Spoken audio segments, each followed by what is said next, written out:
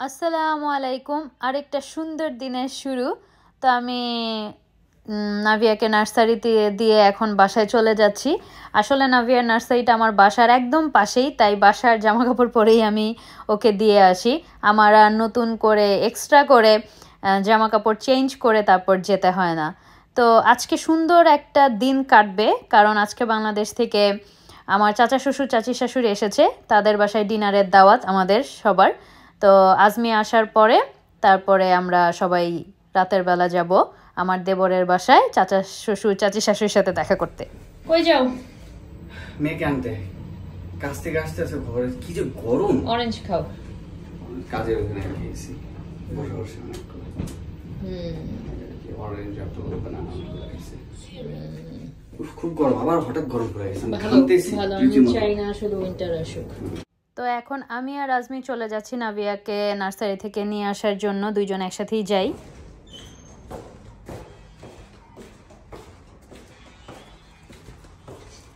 ছিলে দাও, ছিলে দাও। আমার চিঠি এসেছে, মনে হচ্ছে যা শুনে দেখি না। দেখছো কি রোদ, বাপরে বাপ, পুরো সামার। এগেইন দ্বিতীয়বার সামার পেলাম আমরা। ভালো। আমি চাই না উইন্টার। বাহিরের এত সুন্দর ওয়েদার দেখে আমার মন এমনিতেই অনেক ভালো হয়ে গেছে। আমরা আজকে লেট, তাই মানে 7 মিনিটস আর বাকি আছে। বুঝবে এত গরম, আসলে মানুষ অস্থির পানি খেতে খেতে। হ্যাঁ হ্যাঁ, সুন্দর ওয়েদার, খুবই পানি খেতে খেতে অবস্থা খারাপ। তো ওয়ান্ডারফুল ওয়েদার। তাড়াতাড়ি বাসায় গিয়ে রেডি হতে হবে।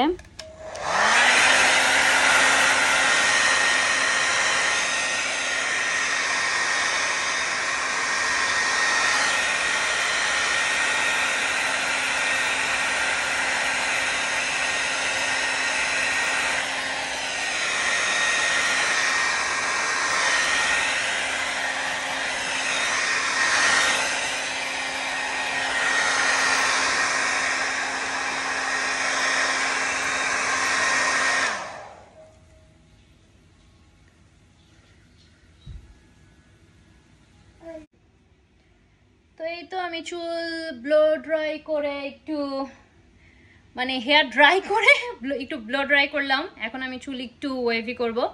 তো এই আমার রেডি, আর কিছুই না, জাস্ট হালকা একটু লিপ গ্লস দেব, তারপর চলে যাব। আর আমার বাসার পিছনের ম্যাচ দেখে একদম কিছু মনে করবেন না, যখন আমরা কোথাও যাই একদম বাসা এরকমই করে ফেলি। দাও লিফটের চাপ দাও। এই তো চাচা শ্বশুরের বাসায় যাই। বাংলাদেশ থেকে আমার চাচা শ্বশুর চাচি শাশুড়ি আসছে, তাদের সাথে দেখা করতে, আর একসাথে ডিনার করব। তো এখন আমরা সবাই চলে যাচ্ছি আমার চাচা শ্বশুরের বাসায়। ওইখানে আমার আরেক চাচা শ্বশুর চাচি শাশুড়িরা চলে এসেছে। তো আমার দেবর ফোন করে বলল যে সবাই ওয়েট করছে। তো আমরা নার্সারি থেকে এসে ফ্রেশ হয়ে শাওয়ার নিয়ে নাভিয়াকে শাওয়ার করিয়ে এখন আস্তে ধীরে যাচ্ছি ডিনার করতে। হ্যাঁ, এই গরমে হাঁটতে কিন্তু ভালোই লাগে, বাতাসটা মানে খুব নাইস লাগতেছে। গরমে পুরো আবার আরেকটা সামার চলে আসছে আবার। যাওয়ার সাথে সাথেই আমার চাচি শাশুড়ি বাংলাদেশ থেকে আনা পিঠা আমাদের খেতে দিল। এত মজা ছিল পিঠাগুলো। আমার চাচি শাশুড়ির বাবার বাড়ি থেকে এই পিঠাগুলো বানিয়ে তারপর পাঠিয়েছে। আর আমার দেবরের বউ আমাদের স্প্রিং রোল ভেজে দিল, খুবই মজা ছিল। এখন ডিনার সার্ভ করা হয়ে গেছে, এর মাঝখানে আমরা নামাজ পড়েছি, অনেক আড্ডা দিয়েছি।